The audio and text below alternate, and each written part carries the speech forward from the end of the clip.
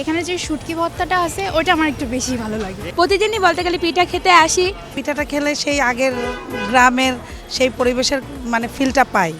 অন্যান্য জায়গায় দেখছি বাট টেস্টটা সেম ছিল না, এখানে টেস্টটা অনেক ভালো। কারণ শীতের সময় মানে গরম গরম পিঠা ভর্তা দিয়ে খাওয়ার টেস্টই আলাদা।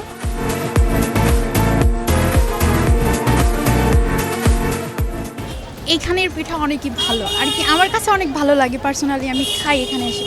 এখানে যে শুটকি ভর্তাটা আছে ওটা আমার একটু বেশি ভালো লাগে।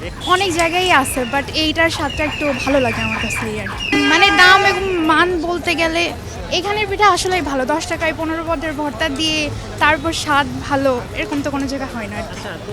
এইটা আর কি এই দিক দিয়ে বলতে গেলে ভালো, বাট মায়ের হাতের সাথে কোনো কিছুর তো তুলনা হয় না। মানে পিঠার স্বাদটা অসাধারণ। এখানে ধরেন চ্যাপা শুটকি, তারপরে চিংড়ি শুটকি, ধনেপাতা, তারপরে আরও যত রকম শুটকি আছে, ধরেন সরিষা ভর্তা। তো এই সমস্ত ভর্তার মধ্যে যেটা হচ্ছে অসাধারণ স্বাদ, এবং গ্রামে থাকার কারণে মায়ের হাতে যে স্বাদটা পেতাম, এখানে যদিও ফুটপাত তবুও চেষ্টা করে আমি এখান থেকে রেগুলার খাওয়া হয় আর কি। পিঠা খেতে আসলে ভালোই লেগেছে, আর এখানে আমি প্রতিদিনই বলতে গেলে পিঠা খেতে আসি, খুবই মজা। আর বিভিন্ন রকমের ভর্তা দিয়ে খাওয়ার কারণে অনেক মজা, মানে ফির এক এক রকমের খুব মজাই লাগে। আসলে 10 টাকাটা কোনো ব্যাপার না। তো এখানে আসলে আমি প্রায় পিঠা খাই, মেয়ের কাছে আসলে পরে পিঠা খাওয়া হয়, এবং পিঠাটা খেলে সেই আগের গ্রামের সেই পরিবেশের মানে ফিলটা পাই এবং অনেক মজা লাগে। হ্যাঁ, ভর্তা তো এক এক রকমের টেস্টের। ঝাল যেহেতু পছন্দ করি, মামার শুটকি ভর্তা, ধনিয়া পাতা ভর্তা, তারপরে চিংড়ি, ছোট গুঁড়া চিংড়ি ভাজাটা অনেক মজা লাগে। অনেক বেশি মজা। আমি এখানে চাপা শুটকি ভর্তার জন্যই আসি। ডাল ভর্তাটাও মজা, আলু ভর্তাও মজা। অন্যান্য জায়গায় দেখছি বাট টেস্টটা সেম ছিল না, এখানে টেস্টটা অনেক ভালো। না, অনেক ভালো লাগছে। ভর্তাগুলো অনেক মানে মজার, প্রত্যেকটা ভর্তাই টেস্টি, মানে মুখে লাগার মতো। আমি এখান থেকে প্রায় 6-7টা ভর্তায় টেস্ট করলাম, আমার কাছে সবগুলোই ভালো লাগছে আর অসাধারণ এক কথায় আর কি। না, আমি তো মনে করি দামের সাথে আসলে দামের তুলনায় কিছুই না। হ্যাঁ, ওই যে আমার মেয়ে দেখে তো বসে গেছে ভর্তা খাওয়ার জন্য। বেসিক্যালি আমি এই পিঠাটা পার্সোনালি খুব পছন্দ করি, আর উইন্টার সিজনে তো এটার একটা আমেজ থাকে।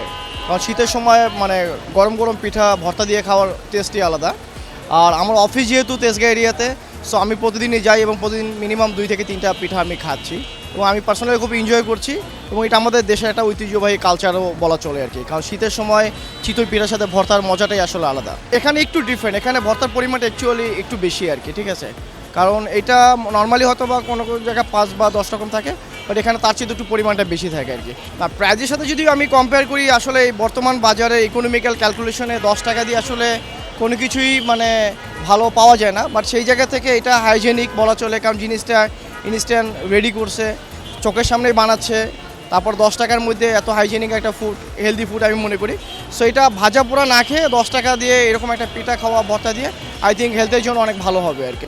ভর্তা অনেক রকমের আছে, যেমন হচ্ছে নোনা ইলিশ, চ্যাপা শুটকি, চিংড়ি শুটকি, তারপরে ডাল, টমেটো, কাঁচামরিচ, চন্দনা শুটকি, জোড়া চিংড়ি, কাঁচামরিচ, রসুন, কালো জিরা, সরিষা, আর এক্সট্রা চিনি।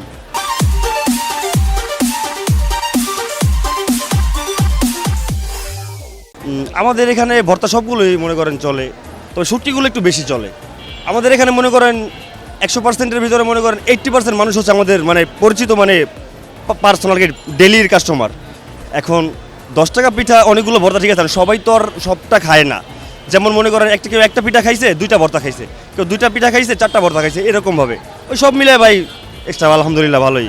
সব থেকে চলে বেশি শুটকিটাই বেশি চলে, চিংড়ি শুটকি সব থেকে বেশি চলে, লইটা শুটকি আছে, চাপা শুটকি আছে, ধনিয়া পাতা আছে, এগুলো আর কি সব থেকে বেশি চলে আর কি। প্রতিদিন বিক্রি প্রায় 10,000 টাকা বেচা কিনা সেল হয় প্রতিদিন।